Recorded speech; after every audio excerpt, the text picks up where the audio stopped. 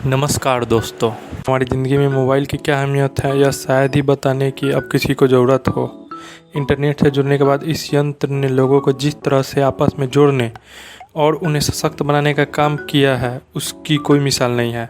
आज हम मोबाइल से पड़ोस की किराने से दुकान से लेकर दुनिया के दूसरे कोने में मौजूद स्टोर्स तक से शॉपिंग कर सकते हैं और बैंकिंग के काम भी कर सकते हैं। लेकिन आपको पता है, स्मार्टफ़ोन और उसके इंटरनेट की यही सुविधा अब कई लोगों के लिए मुसीबत बनती जा रही है और इसकी जड़ में है जल्दी जल्दी में लोन देने वाले ऐप।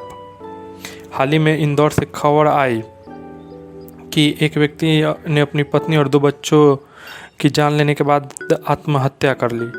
उसके सुसाइड नोट से पता चला कि उसने कई लोन ऐप से कर्ज ले रखा था, वह इसे चुका नहीं पा रहा था और आए दिन की जलालत से बचने के लिए उसने यह खतरनाक कदम उठाया। दोस्तों, लोन ऐप की इस चुंगल में फंसकर जान गंवाने की यह कोई अकेली घटना नहीं है।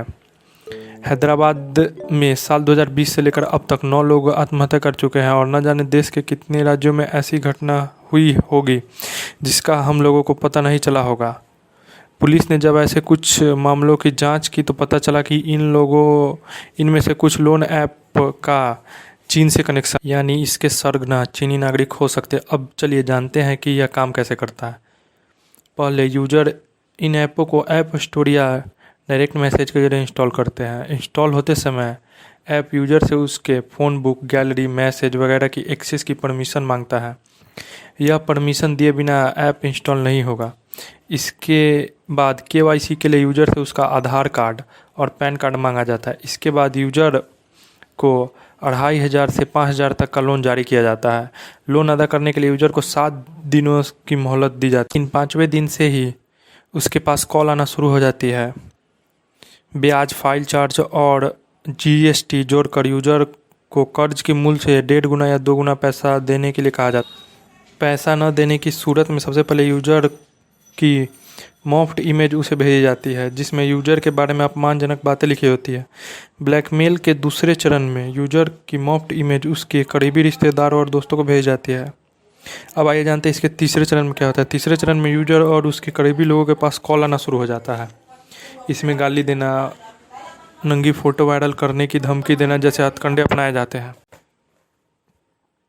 अगर यूजर पैसे दे देता है तो ये ऐप उसे ब्लैकमेल करने के दूसरे हथकंडे अपनाने लगते हैं। पहला, यूजर को बिना बताए उसके अकाउंट में फिर से कुछ रकम कर्ज के तौर पर डाल दिए जाते हैं ताकि ब्लैकमेल चक्र फिर से शुरू हो सके।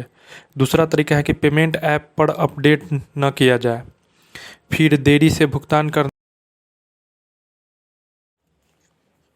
इस तरह का जाल आपके आसपास बुना जाता है जिससे निकल पाना मुश्किल हो जाता है।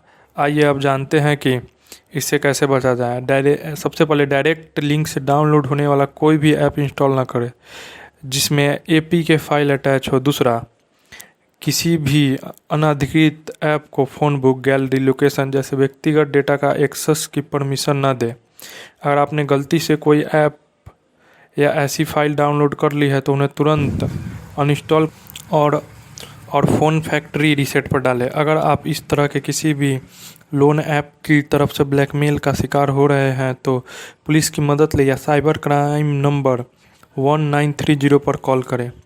दोस्तों, ऐसे ही महत्वपूर्ण जानकारी लेने के लिए हमारे चैनल को लाइक और सब्सक्राइब करें और बेल आइकन के बटन को दबाएं जिससे आने वाले वीडियो का नोटिफिकेशन आपको सबसे पहले मिल पाए।